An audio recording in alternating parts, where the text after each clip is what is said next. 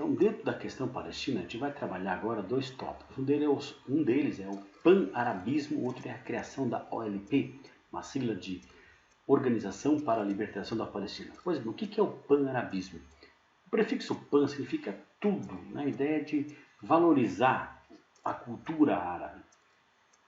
O primeiro expoente nesse sentido, na questão palestina, vai ser o Egito, que vai ser um país que vai tomar uma atitude no sentido de valorizar a cultura árabe. Já a OLP é uma organização que hoje não existe mais com essa sigla, mas ela foi muito atuante aí nas décadas de 60, 70, 80 e 90. Pois bem, então vamos lá, vamos começar pela questão do pan-arabismo. Quando se intensifica isso? O Egito é o país responsável por essa intensificação. Aqui está o Egito, localizado no extremo nordeste da África, uma região estratégica porque aqui você tem a passagem do Mar Vermelho para o Mar Mediterrâneo através de uma obra construída artificialmente, que é um canal, o Canal de Suez, e o Rio Nilo, que historicamente sempre foi utilizado para irrigação, ou seja, há cerca de 5.000 anos atrás, os egípcios da antiguidade já cultivavam o Vale do Nilo, que é um vale fértil. Por que ele é fértil? Porque chove bastante na região da África Equatorial, onde ele nasce, no Lago Vitória, e aí ele carrega toda essa grande quantidade de água para o seu baixo e médio curso, tornando o vale inundável. Então, quando inunda, ele vai depositar bastante sais minerais que ele traz das regiões montanhosas, principalmente do solo vulcânico que tem nessa região. E quando o rio abaixa, você pode produzir o que você quiser, porque é um solo muito fértil. Bom, no século XIX e século XX, o Egito passou a ser muito influenciado pelas chamadas potências ocidentais da Europa, principalmente Inglaterra e França. Esses dois países tinham uma série de empreendimentos coloniais. Não que o Egito fosse uma colônia formal, nunca chegou a ser colônia. O Egito era uma monarquia do chamado rei Farouk, em meados do século XX, que era um rei que era praticamente um fantoche, porque ele era totalmente pró-ocidente. Então, o rei Farouk era um governante pró-ocidente que também permitia com que o Vale do Nilo fosse totalmente dominado por plantations. Qual que é o problema disso? Plantation, qual é o conceito? Latifúndio, monocultura, exportação, utilização de mão de obra desqualificada e muito barata. Portanto, não gera muita riqueza para a população local e não gera alimento para a população local, porque a produção é para o mercado externo. Qual o principal produto cultivado? Qual eram as principais monoculturas? O algodão. O algodão do Egito é considerado o melhor do mundo. As empresas, as indústrias têxteis da Inglaterra queriam produzir algodão no Egito para exportar para a Inglaterra para transformar isso em tecido. Então o rei Farouk era muito conivente com essas práticas. Além disso, ele admitia que o Canal de Suez, que foi construído por uma empresa franco-britânica, fosse controlado por essa empresa. Então era uma espécie de perda de soberania. Era um território que estava sob controle de uma empresa estrangeira. Mas aí surgiu no Egito uma liderança contrária a essa política. Um sujeito chamado Gamal Abdel Nasser, que, através de uma aliança com a União Soviética, ele toma o poder no Egito, ele derruba a monarquia pró-ocidente de Farouk. E ele começa a promover uma série de mudanças no país. Uma delas foi construir duas usinas hidrelétricas, uma delas chamada Assuan, mais ao sul, e Azuite, um pouco mais no centro do país. Portanto, o presidente Nasser agora está buscando um processo de desenvolvimento, energia elétrica para a população, ou seja, para que a população tenha mais conforto, para que seja possível promover um processo de industrialização no país, porque a energia elétrica é essencial para isso. Nasser, além disso, promoveu uma reforma agrária, ou seja, através da limitação do tamanho das propriedades. Ou seja, ele estabeleceu que cada propriedade no Vale do Nilo não poderia ultrapassar uma certa área de 50 alqueires. Quem tivesse mais que isso seria obrigado a vender. Resultado, quem tinha 200, 300 ou 400 teria que colocar à venda o excedente. O preço da terra caiu bastante. Além do mais, através de uma linha de crédito do governo, vários cidadãos egípcios puderam comprar terras. Então ele transformou o Vale do Nilo num aglomerado de minifúndios de subsistência, ou seja, para a produção de alimentos para a própria população. Então não podemos tirar a razão de Nasser, ou seja, ele está atuando em defesa do interesse da população do país, da população mais necessitada, enquanto que o rei Farouk era apenas um rei que favorecia apenas os empreendedores europeus. Mas o Nasser não teve, digamos assim, um sucessor que deu sequência ao seu projeto.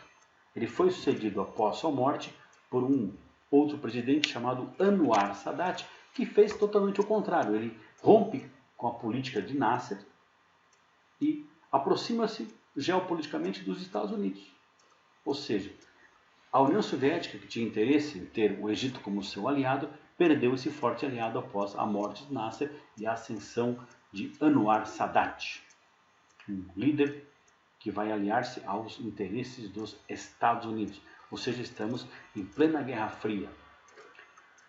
Agora, durante o governo de Nasser, ocorreu uma guerra no Egito que é chamada Guerra do Canal. Essa Guerra do Canal foi travada entre o Egito, Israel, porque o Egito é um país membro da coalizão contra Israel, e Israel tem apoio da França e também da Inglaterra. Por quê? Qual foi a atitude de Nasser? Nasser, presidente do Egito, ele simplesmente nacionalizou o Canal de Suez, que era de domínio franco-britânico. Então, ao fazer isso e impedir a passagem de navios que tivesse algum tipo de um país com bandeira, de bandeira de um país que tivesse qualquer relação com Israel, estava proibido. Portanto, o Nasser criou aí uma situação complicada para os países ocidentais, principalmente porque o petróleo que saía do Golfo Pérsico em direção à Europa agora passou a ter que dar uma volta muito maior, aumentando em cerca de quase 20 mil quilômetros a distância. Portanto, a empresa que havia construído esse canal artificial, obviamente ela reivindicou a posse do canal. E aí o governo da França, do Reino Unido e também o governo de Israel vão atacar o Egito. Só que o Egito conta com o apoio de quem? Da União Soviética, que naquele momento é uma grande potência nuclear.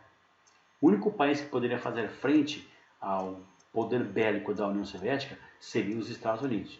Então, lá nos anos 50, tivemos um impasse. Se os Estados Unidos apoiassem França, Reino de Israel contra Egito e União Soviética, poderíamos ter um confronto militar entre as duas superpotências nucleares. Mas os Estados Unidos acabaram condenando, o ataque de seus aliados. Portanto, esses tiveram que recuar, porque sem o poder bélico dos Estados Unidos não daria para fazer frente ao poder bélico da União Soviética.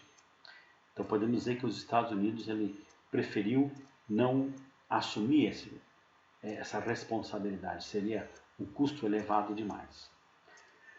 Agora, após, esse episódio, você tem que o Canal de Suez vai ficar interrompido praticamente até 1979, que vão ter outras guerras que serão estudadas mais para frente.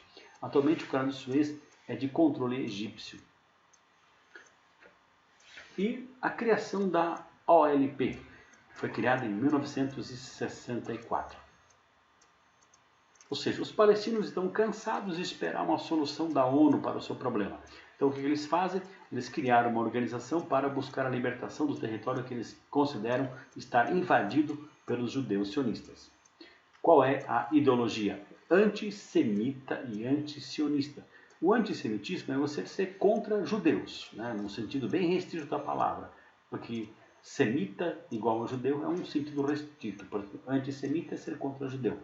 Antisionista é contra o movimento migratório desses judeus para a região de onde eles saíram há quase 2000 anos. Ou seja, eles são contra a criação do Estado judaico de Israel. Portanto, o território onde os palestinos estão vivendo é essa parte verde aqui e essa parte azul clara aqui, ou seja, o território da Cisjordânia e da faixa de Gaza. Eles querem restaurar o controle sobre toda essa área. Essa parte verde está sob o controle da Jordânia, essa parte azul sob o controle do Egito, essa parte cor-de-rosa de controle israelense, juntamente com essa parte amarela, que é aquilo que a ONU reconhece como sendo o Estado de Israel. Então, o objetivo é restabelecer as fronteiras de todos os territórios da Palestina. A parte amarela, que é o que a ONU considerava ser um Estado judaico, essa parte cor-de-rosa, que deveria ser da Palestina, mas os judeus sionistas anexaram, essa parte azul de controle egípcio e essa parte verde de controle jordaniano. Quem assume o controle dessa organização em 1969 e fica na frente dessa organização até morrer em 2004 é o famoso líder palestino Yasser Arafat. Quando jovem, assumiu o controle da OLP e ficou no poder até a sua morte em 2004. Bom, quais são as táticas da OLP? Táticas de guerrilha, ou seja, ataques sem muita lógica. Essas táticas de guerrilha que são feitas a partir das suas bases nos seus países amigos, Líbano, Síria, Jordânia e também Egito.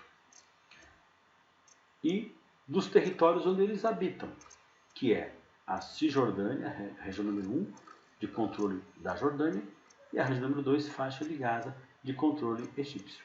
Portanto, os palestinos promovem táticas de guerrilha. Contra quem? Contra Israel. Mas Israel e boa parte do mundo ocidental considera a OLP um grupo terrorista.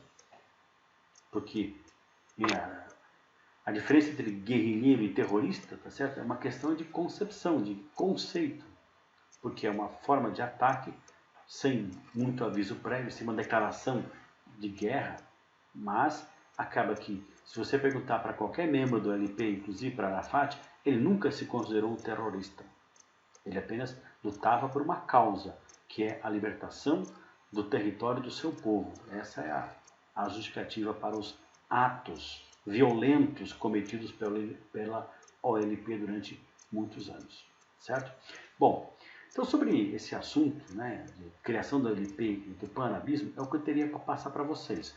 Mas teremos muito mais outros confrontos na questão palestina. Eu preferi dividir em aulas menores, porque são muitas informações para que haja tempo para assimilar todas essas informações, que é um assunto muito complexo, tá certo? Então, era isso que eu teria para passar para vocês, esses dois tópicos. Espero ter contribuído com o conhecimento e até um próximo momento. Tchau, tchau.